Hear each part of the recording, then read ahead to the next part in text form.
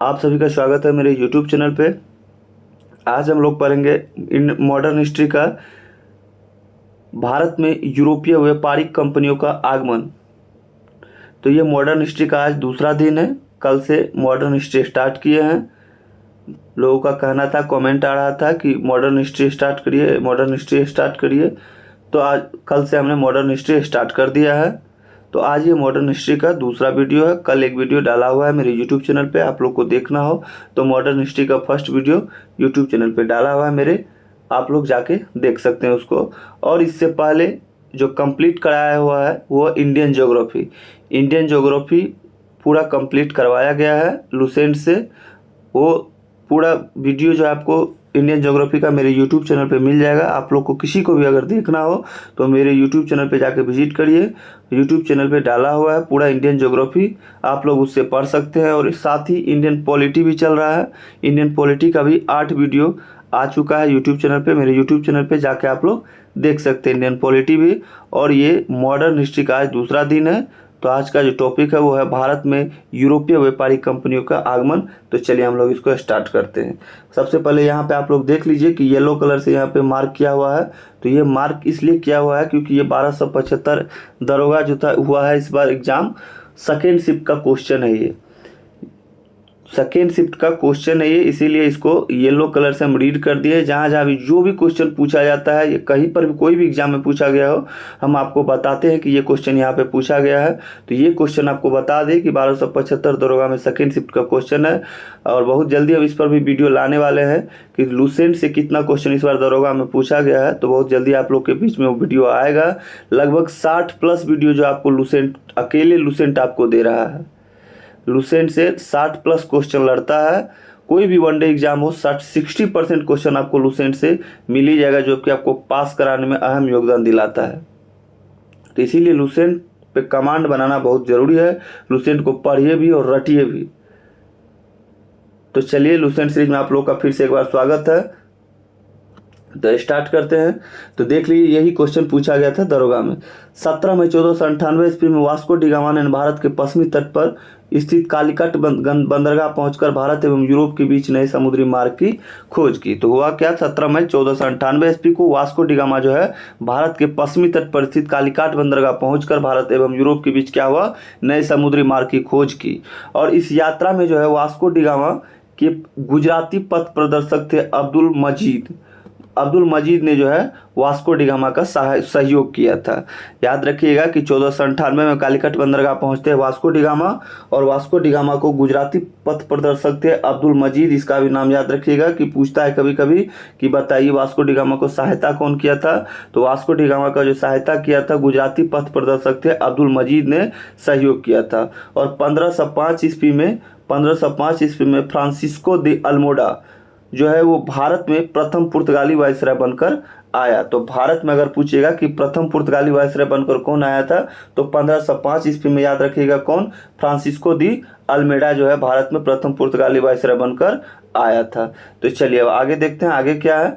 आगे है 1509 ईस्वी में, यहाँ पे फिर दिया है कि 1509 ईस्वी में अल्फांसो दी अल्बुकर्क भारत में पुर्तगालियों का वायसराय बना। और इसने 1510 ईस्वी में बीजापुर के यूसुफ आदिल शाह से गोवा को जीत लिया। देखिए वास्तविक जो था वो यही था। 1509 ईस्वी में अल्फांसो दी अल्बुकर्क जो है ये भारत में पुर्तगालियों का वायसराय बनकर, वास्तविक वायसराय बनकर जो है यही आया था अल्फांसो दी अल्बुकर्क 1509 ईस्वी में। और सबसे पहले अगर पूछेगा तो 1505 में फ्रांसिस्को दी अल्मोडा। सबसे पहले पूछ ले तो 1505 में फ्रांसिस्को दी अल्मोडा। 1509 में जो है ये आया था अल्फांसो दी अल्बुकर्क आया था, जिन्होंने कि भारत में पुर्तगालियों का वायसराय बनकर आया 1509 ईस्वी में। और 1510 ईस्वी में इन्होंने बीजापुर के यूसुफ आदिल शाह से क्या हुआ, गोवा को जीत लिया। कभी कभी पूछता है कि बताइए यूसुफ आदिल शाह से गोवा को कब और किसने जीता। तो सबसे पहले तो ये इस भी याद रखिए कि यूसुफ आदिल शाह से गोवा जो जीता गया था वो 1510 ईस्वी में। और किसने जीता था, तो यहाँ पे आपको दिया हुआ है अल्फांसो दी अल्बुकर्क ने। 1509 में अल्फांसो दी अल्बुकर्क भारत आता है पुर्तगालियों का वायसराय बनकर। और इन्होंने 1510 ईस्वी में बीजापुर के यूसुफ आदिल शाह से गोवा को जीत लेता है। चलिए अब आगे देखते हैं आगे क्या है।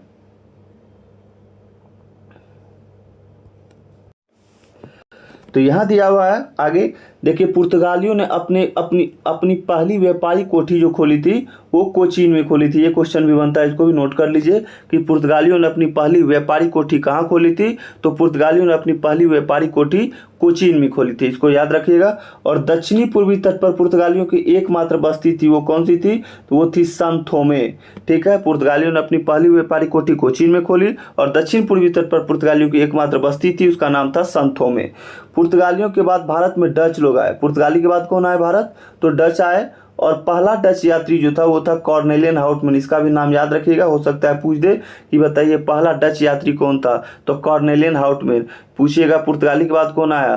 तो डच आया। पहला डच यात्री कौन था? कॉर्नेलियन हाउटमैन था। और 1596 ईस्वी में भारत के पूर्व सुमात्रा पहुंचा कॉर्नेलियन हाउटमैन, पहला डच यात्री। आगे है, डचों ने भारत में अपनी प्रथम व्यापारिक कोठी फैक्ट्री 1605 ईस्वी में मसूलीपट्टनम में स्थापित की। डचों ने जो है भारत में अपनी प्रथम व्यापारिक कोठी कहाँ स्थापित की? तो 1605 ईस्वी में मसूलीपट्टनम में। पुर्तगाली कहाँ पे? पुर्तगालियों ने अपनी पहली व्यापारिक कोठी कोचीन में और डचों ने अपनी प्रथम व्यापारिक कोठी फैक्ट्री कहाँ पर स्थापित की? तो 1605 ईस्वी में मसूलीपट्टनम में स्थापित की, याद रखिएगा। डचों की दूसरी व्यापारिक कोठी जो है वो पुलिकट में स्थापित हुई, जहां उन्होंने अपने स्वर्ण सिक्के यानी कि पेगोडा को ढाला और पुलिकट को ही समस्त गतिविधियों का केंद्र बनाया। डचों ने भारत में प्रथम बार औद्योगिक वेतनभोगी रखे थे। अगर पूछ देगा क्वेश्चन कि बताइए भारत में प्रथम बार औद्योगिक वेतनभोगी किन्होंने रखा था? तो डचों ने रखा था भारत में प्रथम बार औद्योगिक वेतनभोगी। अब देखिए नोट में दिया हुआ है कि डच ईस्ट इंडिया कंपनी ने 1632 ईस्वी में पटना में अपना कारखाना स्थापित किया था। नोट कर लीजिएगा, ये क्वेश्चन पूछा गया क्वेश्चन है बहुत बार, तो बीपीएससी में भी पूछता है, दरोगा में भी पूछता है। तो बताइए डच ईस्ट इंडिया कंपनी ने पटना में अपना कारखाना कब स्थापित किया था? तो 1632 ईस्वी में डच ईस्ट इंडिया कंपनी ने 1632 में पटना में अपना कारखाना स्थापित किया था, याद रखिएगा इसको। चलिए आगे देखते हैं, आगे क्या है। आगे है कोलाचेल की लड़ाई। यहाँ देखिए क्या है, कोलाचेल की लड़ाई। इस लड़ाई में त्रावणकोर के राजा थे मार्तंड वर्मा। इस लड़ाई में त्रावणकोर के राजा मार्तंड वर्मा ने 10 अगस्त 1741 को एडमिरल यूस्टाचियस डी लेनॉय, क्या नाम है? एडमिरल यूस्टाचियस डी लेनॉय के नेतृत्व वाली डच ईस्ट इंडिया कंपनी की सेना को हरा दिया। कोलाचेल की जो लड़ाई थी, कोलाचेल की लड़ाई, इस लड़ाई में त्रावणकोर के राजा जो थे मार्तंड वर्मा थे, उन्होंने 10 अगस्त 1741 को एडमिरल यूस्टाचियस डी लेनॉय के नेतृत्व वाली जो डच ईस्ट इंडिया कंपनी थे उनको, उनकी सेना को क्या हुआ? हरा दिया गया। और डचों का भारत में अंतिम रूप से जो पतन हुआ था 1759 ईस्वी में अंग्रेज एवं डचों के मध्य हुए थे वेदरा के युद्ध। तो ये वेदरा का युद्ध याद रखिएगा कि वेदरा का युद्ध हुआ कब था? पहली बात तो 1759 में हुआ था। दूसरी बात ये कि वेदरा का युद्ध किसके किसके बीच हुआ था? तो अंग्रेज और डच के बीच हुआ था। इसको आप लोग याद रखिएगा दोनों चीज़ को, कि डचों का भारत में अंतिम रूप से पतन किस युद्ध में हुआ था? तो 1759 का जो हुआ था वेदरा का युद्ध, उस युद्ध से डचों का भारत में अंतिम रूप से पतन हो गया। और 1759 में अंग्रेज एवं डचों के बीच हुआ था वेदरा युद्ध, याद रखिएगा। आगे देखते हैं 31 दिसंबर 1600 ईस्वी। 31 दिसंबर 1600 ईस्वी को इंग्लैंड की रानी एलिजाबेथ प्रथम ने ईस्ट इंडिया कंपनी को आधिकारिक पत्र जो है प्रदान किया था। ये डेट याद रखिएगा, ये डेट पूछता है और इसमें कंफ्यूजन भी होता है। 31 दिसंबर दे देता है या कभी कभी 31 जनवरी भी दे देता है। तो ये सब चीज़ याद रखिएगा कि इसको ध्यान रखिएगा, पूछा गया क्वेश्चन है। 31 दिसंबर 1600 ईस्वी, 31 दिसंबर 1600 ईस्वी को इंग्लैंड की रानी एलिजाबेथ प्रथम ने ईस्ट इंडिया कंपनी को अधिकार पत्र प्रदान किया। आगे प्रारंभ में ईस्ट इंडिया कंपनी में 217 साझेदार थे और पहला गवर्नर जो था वो टॉमस स्मिथ था। पहला गवर्नर कौन था? टॉमस स्मिथ था। प्रारंभ में ईस्ट इंडिया कंपनी में कितने साझेदार थे? 217 साझेदार थे और पहला गवर्नर कौन था? तो टॉमस स्मिथ था। अब देखिए मुगल दरबार में जाने वाला प्रथम अंग्रेज, मुगल दरबार में जाने वाला प्रथम अंग्रेज जो था वो था कैप्टन हॉकिंस। याद रखिएगा इसको कि मुगल दरबार जाने वाला प्रथम अंग्रेज कौन था? कैप्टन हॉकिंस था, जो जेम्स प्रथम के राजदूत के रूप में अप्रैल 1609 ईस्वी में जहांगीर के दरबार में गया था। इसमें भी देखिए 2-3 क्वेश्चन बनेगा, आप लोग ध्यान रखिएगा कि पहले पूछेगा कि मुगल दरबार में जाने वाले प्रथम अंग्रेज, पहला क्वेश्चन ये हो गया। तो इसमें बोलेगा कैप्टन हॉकिंस। मुगल दरबार जाने वाले प्रथम अंग्रेज कैप्टन हॉकिंस क्वेश्चन 1। अब क्वेश्चन दूसरा क्या बनेगा कि कैप्टन हॉकिंस किसका राजदूत था, तो जेम्स प्रथम का राजदूत था। दूसरा क्वेश्चन हो जाएगा कि कैप्टन हॉकिंस किसका राजदूत था, तो जेम्स प्रथम का राजदूत के रूप में कब आया था जहांगीर के दरबार में। तीसरा क्वेश्चन तो 1609 ईस्वी में आया था।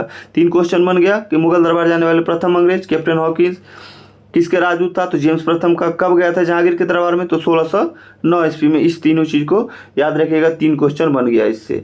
आगे देखिए कि भारत आने वाला पहला अंग्रेजी जो जहाज था वो था रेड ड्रैगन नाम था इसका। भारत आने वाला पहला अंग्रेजी जहाज कौन सा था, तो रेड ड्रैगन। भारत आने वाला पहला अंग्रेजी जहाज रेड ड्रैगन, ये भी पूछता है, इसको भी याद रखिएगा कि भारत आने वाला पहला अंग्रेजी जहाज जो था वो रेड ड्रैगन था। चलिए नेक्स्ट देखते हैं क्या है।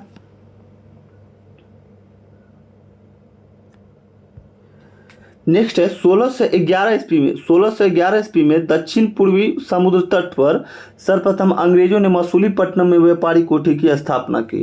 कह रहा है कि 1611 ईस्वी में दक्षिण पूर्वी समुद्र तट पर जो है सर्वप्रथम अंग्रेजों ने क्या किया कि मसूलीपट्टनम में व्यापारी कोठी की स्थापना की। कब, तो 1611 में।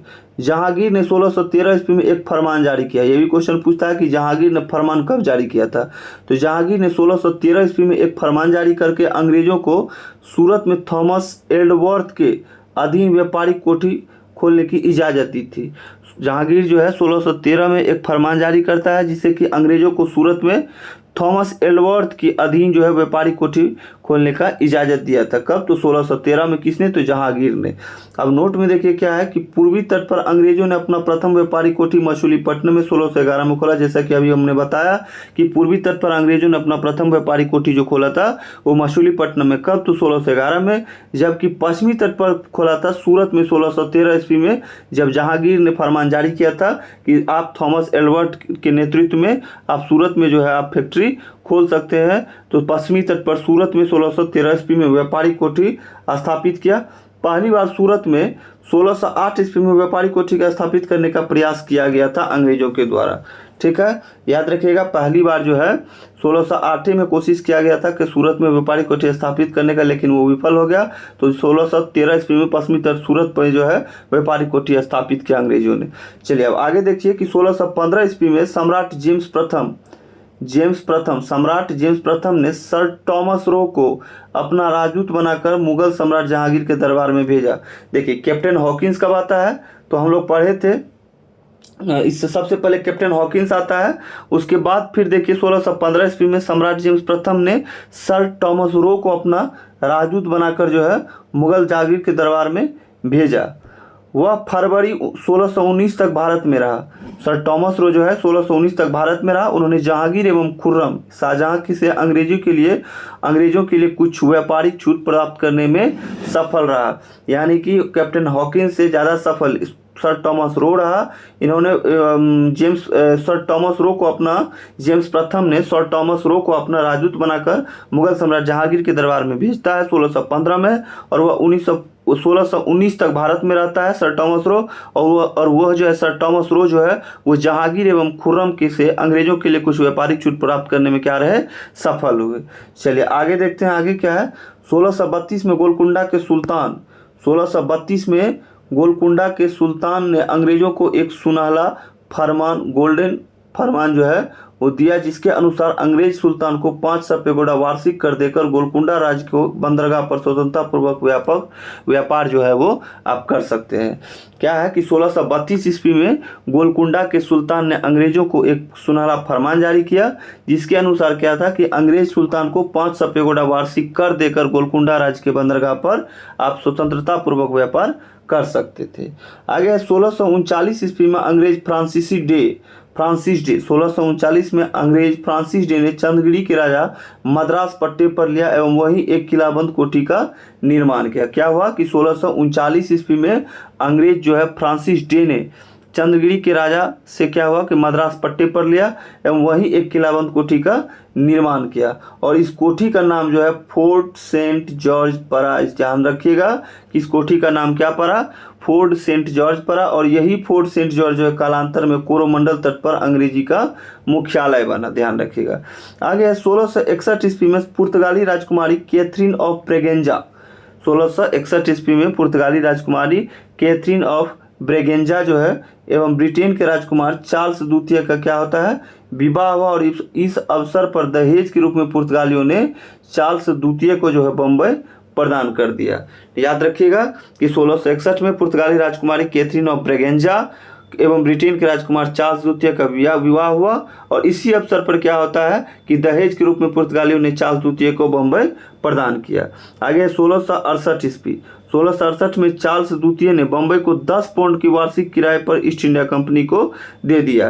क्या होता है कि 1668 ईस्वी में चार्ल्स द्वितीय ने क्या हुआ, मुंबई को 10 पाउंड के वार्षिक किराए पर किसको दे दिया, ईस्ट इंडिया कंपनी को दे दिया। चलिए अब आगे देखते हैं आगे क्या है। 1687, एक सेकेंड, 1687 ईस्वी में अंग्रेजों ने पश्चिमी तट का मुख्यालय सूरत से हटाकर बंबई को बनाया। कह रहा है कि 1687 में अंग्रेजों ने पश्चिमी तट का मुख्यालय सूरत से हटाकर कहाँ बनाया, तो बंबई को बनाया था। इसको भी नोट करके चलिएगा, पूछेगा अंग्रेजों ने 1687 में पश्चिमी तट का मुख्यालय सूरत से हटाकर कहाँ बनाया था, तो मुंबई में बनाया था। आप देखिए नोट में गोराल्ड आंगियर 1669 से 1677 सूरत का प्रेसिडेंट एवं मुंबई का गवर्नर ने मुंबई शहर की स्थापना की। ध्यान रखिएगा कि गोराल्ड आंगियर जो है सूरत का प्रेसिडेंट एवं मुंबई का गवर्नर जो थे, इन्होंने मुंबई शहर की स्थापना की। इन्होंने मुंबई शहर की स्थापना की, तो गोराल्ड आंगियर ने। चलिए आगे देखते हैं आगे क्या है। आगे है बंगाल के शासक शाह शुजा ने सर्वप्रथम 1651 ईस्वी को 1651 को अंग्रेजों को व्यापारिक छूट की अनुमति दी। बंगाल के शासक थे कौन, शाह शुजा। ध्यान रखिएगा कि शाह शुजा ने सर्वप्रथम 1651 ईस्वी में अंग्रेजों को व्यापारिक छूट की अनुमति दी। और इस अनुमति को क्या कहा गया है, तो निशान कहते हैं। बंगाल के शासक थे कौन, तो शाह शुजा। उन्होंने सर्वप्रथम 1651 ईस्वी में अंग्रेजों को एक व्यापारिक छूट की अनुमति दी। और इस अनुमति को कहा गया है निशान कहा गया है। 1698 ईस्वी, 1698 में अंग्रेजी ईस्ट इंडिया कंपनी ने 3 गांव कौन कौन सा, सूतानुती, कालीकट एवं गोविंदपुर की जमींदारी 1200 रुपये भुगतान कर प्राप्त की और यहाँ पर फोर्ट विलियम का निर्माण किया। याद रखिएगा कि 1698 में अंग्रेजी ईस्ट इंडिया कंपनी ने 3 गांव कौन कौन सा गांव, तो सूतानुती, कालीकट, गोविंदपुर की जमींदारी 1200 रुपये भुगतान पर प्राप्त की और यहाँ पर फोर्ट विलियम का निर्माण कराया। और चार्ल्स आयर जो है फोर्ट विलियम के प्रथम प्रेसिडेंट हुए। पूछेगा कि बताइए कि फोर्ट विलियम के प्रथम प्रेसिडेंट कौन हुए, तो चार्ल्स आयर। चार्ल्स आयर जो है ये फोर्ट विलियम के प्रथम प्रेसिडेंट हुए। कालांतर में यही कोलकाता नगर कहलाया। कालांतर में जो है यही कलकत्ता या कोलकाता नगर कहलाया, जिसकी नींव जो है जॉर्ज चारनोक ने रखी थी। कोलकाता की नींव किसने रखी थी, याद रखिएगा कि जॉर्ज चारनोक ने कोलकाता की नींव रखी थी। आगे भारत में फ्रांसीसियों की प्रथम कोठी। भारत में फ्रांसीसियों की प्रथम कोठी जो है वो फ्रैंको केरो के द्वारा सूरत में 1668 ईस्वी में स्थापित की गई थी। तो भारत में फ्रांसीसियों के प्रथम कोठी कब स्थापित की गई थी, तो 1668 में। और कहाँ स्थापित की गई थी, तो सूरत में स्थापित की गई थी। आगे 1674 में फ्रांसीसियो कंपनी के निदेशक 1674 ईस्वी में फ्रांसीसी कंपनी के निदेशक फ्रैंकोइस मार्टिन ने वालिकोडापुर के सूबेदार शेर खां लोदी से पुडुचेरी नामक एक गांव प्राप्त किया, जो कालांतर में पुडुचेरी के नाम से जाना गया। इसको भी याद रखिएगा। 1674 में फ्रांसीसी कंपनी के निदेशक थे कौन, फ्रैंकोइस मार्टिन ने वालिकोडापुर के सूबेदार शेर खां लोदी से पुडुचेरी नामक एक गाँव प्राप्त किया, जो कालांतर में पुडुचेरी के नाम से जाना जाता है। चलिए आगे देखते हैं आंग्ल फ्रांसीसी संघर्ष। आंग्ल फ्रांसीसी संघर्ष के बारे में पढ़ते हैं। भारत में आंग्ल फ्रांसीसी संघर्ष को कर्नाटक युद्ध के नाम से जाना जाता है। ध्यान रखिएगा कि भारत में आंग्ल फ्रांसीसी संघर्ष को किस नाम से जाना जाता है, तो कर्नाटक युद्ध के नाम से जाना जाता है। अब देखिए प्रथम कर्नाटक युद्ध कब हुआ था, ये भी पूछता है एग्जाम, इसको भी नोट करके चलिएगा। तो प्रथम कर्नाटक युद्ध हुआ था 1746 से 1748। और 1740 में ऑस्ट्रेलिया पर उत्तराधिकार को लेकर यूरोप में अंग्रेजों तथा फ्रांसीसियों के मध्य संघर्ष प्रारंभ हुआ। इस संघर्ष के कारण ही भारत में दोनों कंपनियों के मध्य 1746 में युद्ध प्रारंभ हो गया। प्रथम कर्नाटक युद्ध के दौरान लड़ा गया सेंट टोपे का युद्ध फ्रांसीसी सेना को जीत मिली। प्रथम कर्नाटक युद्ध यूरोप में 1748 ईस्वी में हुई और एला सापल की संधि से समाप्त हुआ। प्रथम कर्नाटक युद्ध हुआ कब था? तो 1746-48 में। और किस संधि के तहत ये समाप्त हुआ? तो याद रखिएगा एक्सला-शापल की संधि के द्वारा जो है प्रथम कर्नाटक युद्ध समाप्त हुआ। और इस संधि से ऑस्ट्रिया के उत्तराधिकार का विवाद आपसी सहमति से सुलझा लिया गया, याद रखिएगा। अब दूसरा है द्वितीय कर्नाटक युद्ध। द्वितीय कर्नाटक युद्ध 1749 से 1754। और इस युद्ध का कारण जो हैदराबाद एवं कर्नाटक के उत्तराधिकारी विवाद बना। याद रखिएगा द्वितीय कर्नाटक युद्ध होता कब है? तो 1749 से 1754। प्रथम कर्नाटक युद्ध 1746-48, द्वितीय कर्नाटक युद्ध 1749 से 1754। और इस युद्ध का कारण जो हैदराबाद एवं कर्नाटक के उत्तराधिकार विवाद बना। चलिए नेक्स्ट देखते हैं। हैदराबाद और कर्नाटक में चल रहे इन विवादों हैदराबाद और कर्नाटक में चल रहे इन विवादों से राजनीतिक बढ़त बनाने हेतु डुप्ले ने हैदराबाद में मुजफ्फरजंग और कर्नाटक में चंदा साहिब का साथ दिया। अपरिहार्य रूप से अंग्रेजों को नासिरगंज एवं अनवरुद्दीन का सहयोग करना पड़ा। कह रहा है कि हैदराबाद और कर्नाटक में चल रहा था इन विवादों से राजनीतिक बढ़त बनाने हेतु डुप्ले ने क्या किया? हैदराबाद में मुजफ्फरजंग और कर्नाटक में चंदा साहिब का साथ दे दिया। अपरिहार्य रूप से अंग्रेजों को नासिरगंज एवं अनवरुद्दीन का सहयोग करना पड़ा। आगे है हैदराबाद। देखिए हैदराबाद आसफ जाह की मृत्यु के बाद उत्तराधिकार को लेकर नासिरजंग जो है पुत्र और भतीजे जो है मुजफ्फरजंग के मध्य विवाद खड़ा हो गया। हैदराबाद आसफ जाह की मृत्यु के बाद क्या हुआ? उत्तराधिकारी को लेकर नासिरजंग पुत्र और भतीजे मुजफ्फरजंग के मध्य क्या हुआ? विवाद हुआ। और कर्नाटक देखिए, कर्नाटक के नवाब अनवरुद्दीन तथा उसके बहनोई चंदा साहिब के मध्य विवाद शुरू हो गया। कर्नाटक में क्या हुआ? कर्नाटक के नवाब अनवरुद्दीन तथा उसके बहनोई चंदा साहिब के मध्य क्या हो गया? विवाद शुरू हो गया। 1749 में फ्रेंच सेना की सहायता से एक युद्ध में अनवरुद्दीन मारा गया तथा चंदा साहब कर्नाटक का अगला नवाब बन गया। 1749 में फ्रेंच सेना की सहायता से एक युद्ध में क्या हुआ? अनवरुद्दीन मारा चला गया और चंदा साहब कर्नाटक का अगला नवाब बना। अब नोट में देखिए 1750 में नासिरजंग भी फ्रेंच सेना से संघर्ष करता हुआ मारा गया और मुजफ्फरजंग हैदराबाद का नवाब बना। इसको याद रखिएगा कि 1750 में नासिरजंग जो है फ्रेंच सेना से संघर्ष करता हुआ मारा गया और मुजफ्फरजंग हैदराबाद का नवाब बना। इसको याद रखिएगा। चलिए आगे देखते हैं, आगे क्या है।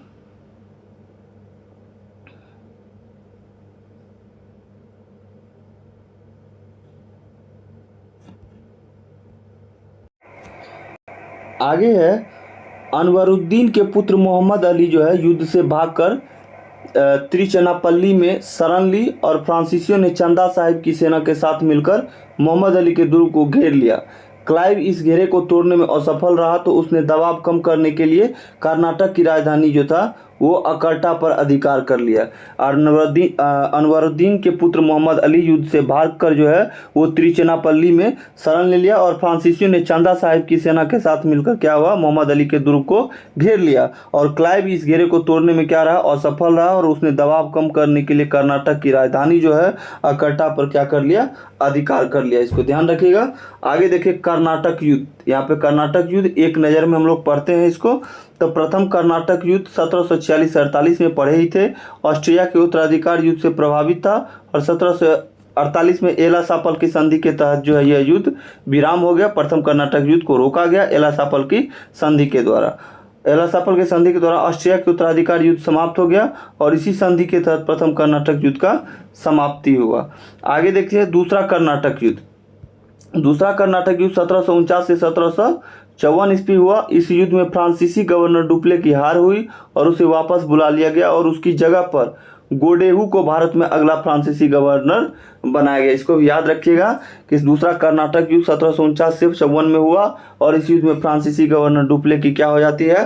हार हो जाती है और उसे वापस बुला लिया गया और उसकी जगह जो है गोडेहू को भारत का अगला फ्रांसीसी गवर्नर बनाया गया। पौडुचेरी की संधि जो है जनवरी 1755 ईस्वी के साथ युद्ध का विराम हुआ, दूसरा कर्नाटक युद्ध का। अब तीसरा देखिए कर्नाटक का तीसरा युद्ध जो है 1756 से 1763 ईस्वी के बीच हुआ।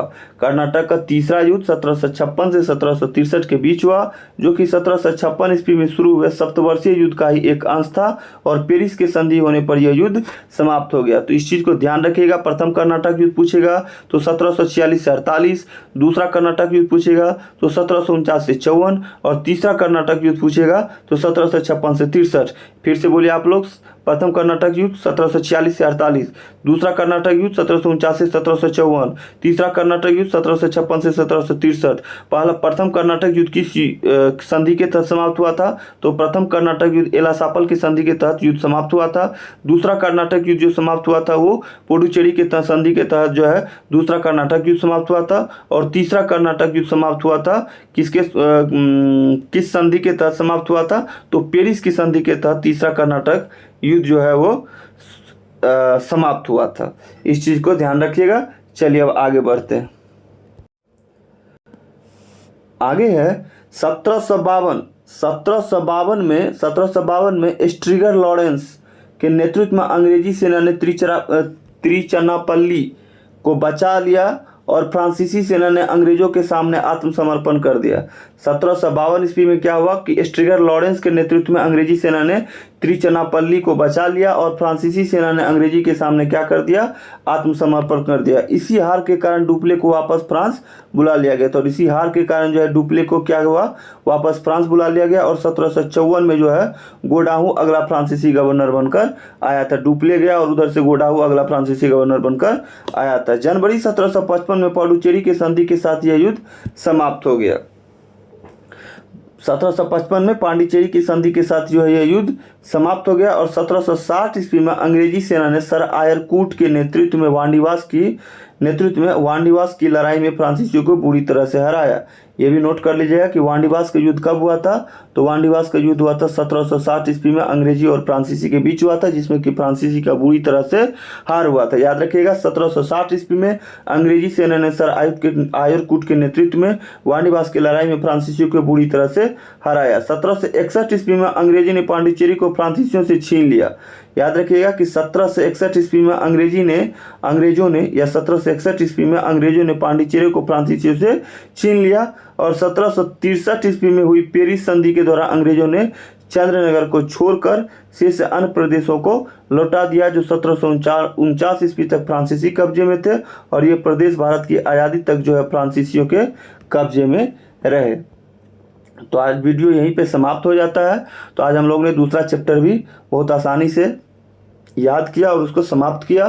तो इसी तरह से वीडियो अगर आप लोग को अच्छा लगता है पढ़ने में तो वीडियो को लाइक कर दीजिए, चैनल को सब्सक्राइब कर दीजिए और यार दोस्तों के बीच वीडियो को शेयर भी कर दिया कीजिए। और मिलते हैं अगले वीडियो में मॉडर्न हिस्ट्री के।